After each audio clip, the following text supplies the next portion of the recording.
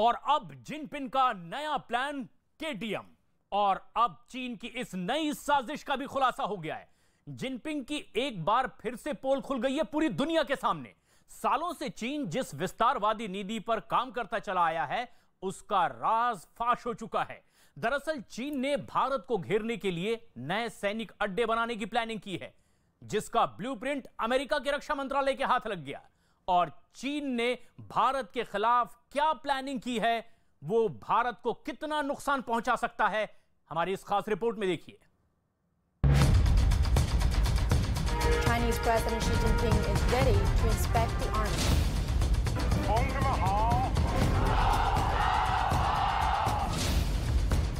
Dragon करना चाहता है हिंदुस्तान पर प्रहार।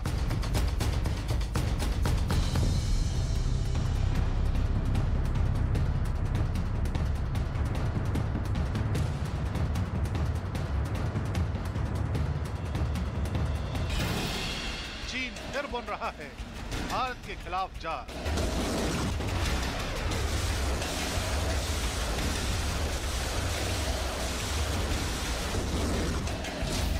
ड्रैगन करना चाहता है भारत पर वार।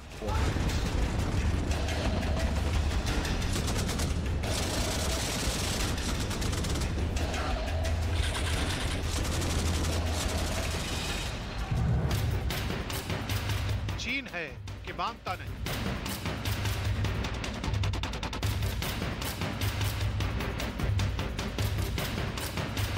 कभी अरुणाचल प्रदेश के जरिए सीमा विवाद खड़ा किया और कुछ नहीं हुआ तो डोकलाम में घुसकर भारत को आंखें दिखाने की कोशिश की। जब इतने से भी दिल नहीं भरा तो अब चीन ने हिंदुस्तान के खिलाफ एक और साजिश बुनी है। और इस साजिश के लिए चीन ने हिंद महासागर को चुना है।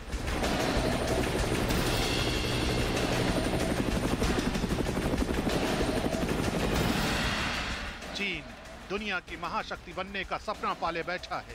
इसीलिए चीन ने शी जिनपिंग की अगुवाई में अपनी एक नहीं बल्कि कई महत्वाकांक्षी परियोजनाओं पर काम करना शुरू कर दिया है।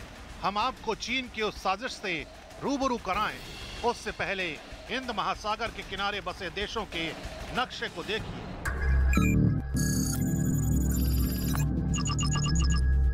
Kenya, Tanzania, Mozambique. अगर आपको लगता है कि ये देश तो अफ्रीका में है, जो चीन से हजारों मील दूर है, तो ये आपकी गलतफहमी हो सकती है, क्योंकि अमेरिका के रक्षा मंत्रालय ने चेतावनी जारी करते हुए कहा है कि चीन यहां अपने मिलिट्री बेस बना रहा है।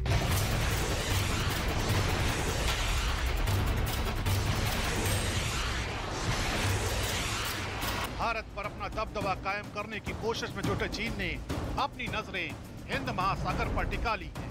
चीन ने अपने एजेंडे में पूर्वी अफ्रीका के देशों को शामिल किया है। पेंटागन की रिपोर्ट के मुताबिक चीन अब उन देशों में भी मिलिट्री बेस बनाने की कोशिश में है जिनके साथ उसके लंबे वक्त से अच्छे ताल्लुकात हैं और रणनीतिक तौर पर उनके हित भी सामान्य तरह के हैं। लिहाजा भारत के लिए ये बहुत बड़ी खबर है। पाकिस्तान में कमजोर परिस्थितियों के बाद अब चीन भारत को पाकिस्तान के अलावा भी हिंद महासागर में घेरने की प्लानिंग कर रहा है। भले ही ये मिलिट्री बेस भारत से काफी दूरी पर दिख रहे, पर हिंद महासागर में इसका रणनीतिक महत्व बहुत ज्यादा होने वाला है।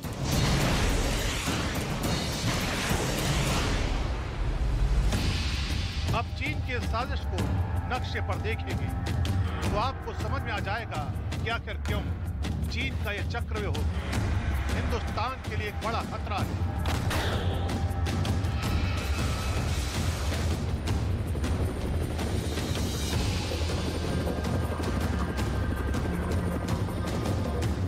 दरअसल ये देश चीन के स्ट्रिंग ऑफ पर्ल थ्योरी का अहम हिस्सा बनने वाले हैं।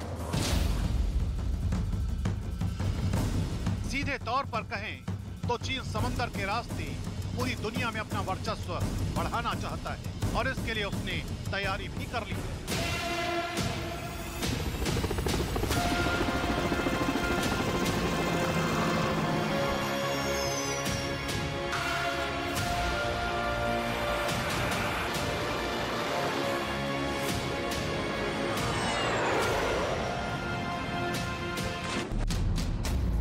जानकारों की माने तो चीन स्ट्रिंग ऑफ पर्ल थ्योरी पर काम कर रहा है।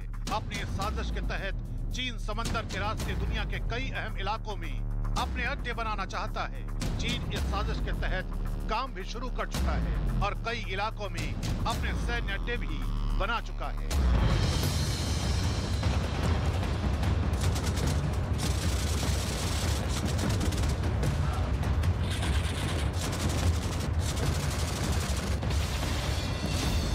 हांगकांग, सान्या, वुडी टापू, स्पार्टली टापू, सिनहॉक विलेज, क्राथ हल संधि, दक्षिण पूर्व एशिया का मलय प्रायद्वीप, कोको द्वीप, क्या कपियो, चटगांव, हम्बनटोटा, मराव, ग्वादर, अल अहदाब, पुएर्टो और अब केन्या, तंजानिया और मोजाम्बिक।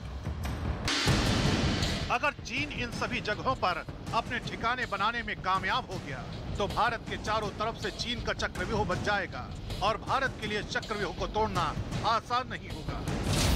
दरअसल केन्या से भारत की दूरी लगभग 5000 किलोमीटर है। तंजानिया से भारत की दूरी लगभग 5700 किलोमीटर है। मोजाम्बिक से भारत की दूरी लगभग 6500 किलोमीटर है।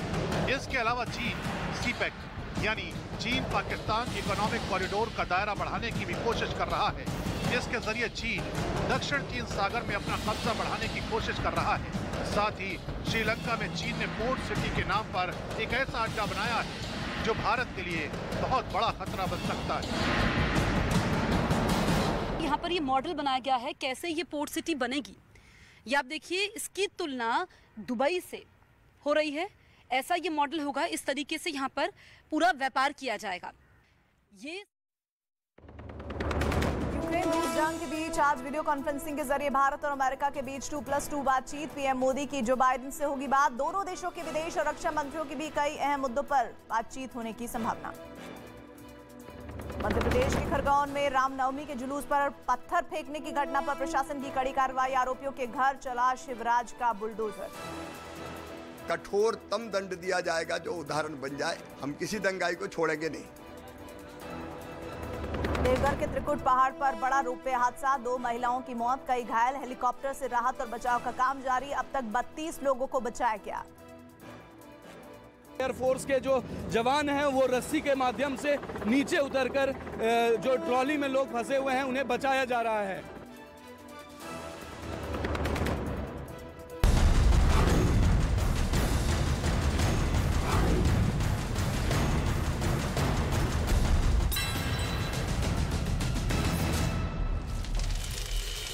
यूक्रेन की सेना भारी पड़ी और छिपकर हमले कर रूस को काफी नुकसान पहुंचाया। इस दौरान कई टैंक तबाह कर दिए गए और उन पर बैठे सैनिकों को मिसाइल हमले में ढेर कर दिया गया।